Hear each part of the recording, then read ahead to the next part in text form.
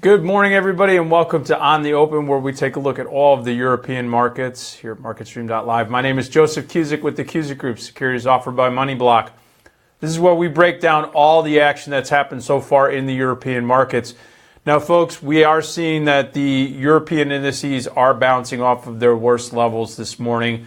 That came on basically a better than expected Eurozone retail sales number. Came out at 1.8%. The expectation was right around 1%. So we're seeing that retail sales are still holding up for the month of February. After what has been an interesting month of March, a lot of grinding. We are now in the heat of political season in Europe. We also have Brexit triggered already, and you have the final tranche of the Greek bailout still in jeopardy and uncertain whether or not that's going to be released.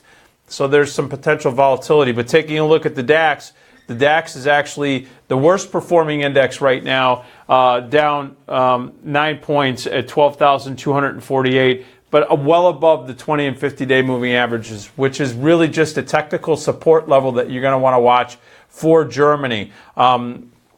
Basically, what's weighing on the German markets at this juncture? Autos. You're seeing Daimler, BMW, Volkswagen, all under pressure after disappointing car sales from here in the U.S. That has put pressure on the automakers, not only in the United States, in Europe, but also in Asia. We saw Honda and Toyota down in the overnight action that we saw out of Japan. Taking a look at the UK is the silver lining right now. They're in that battleground, though, in between the 20 and 50-day moving average. That's what I call the battleground right now on the daily chart for the FTSE.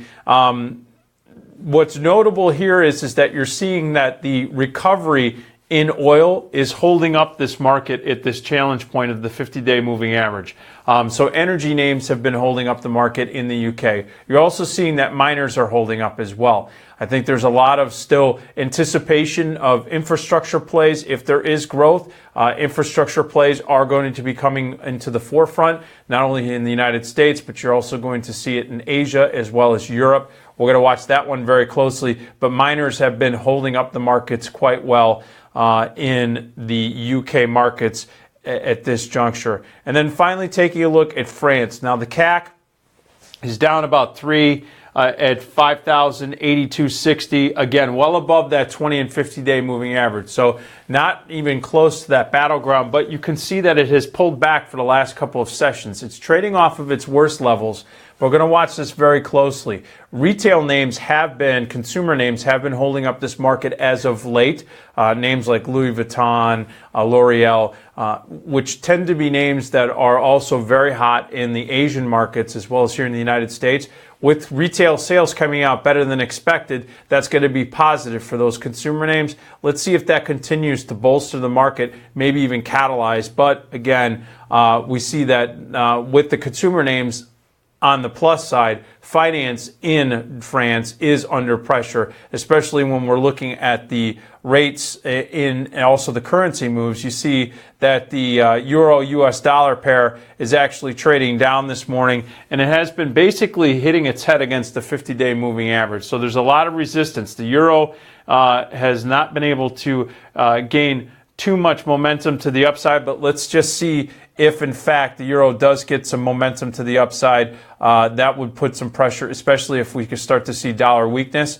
Taking a look at the bond markets, though, you're seeing that the German 10-year, that is up right now 0.3%. So you're seeing that bonds are starting to increase in price. That means the yields are going down. That's why you're seeing financials in the likes of France, Germany, as well as in the UK, a little bit under pressure or at least mixed. You're seeing the German 10-year as well as the British 10-year up, the French 10-year all up in price.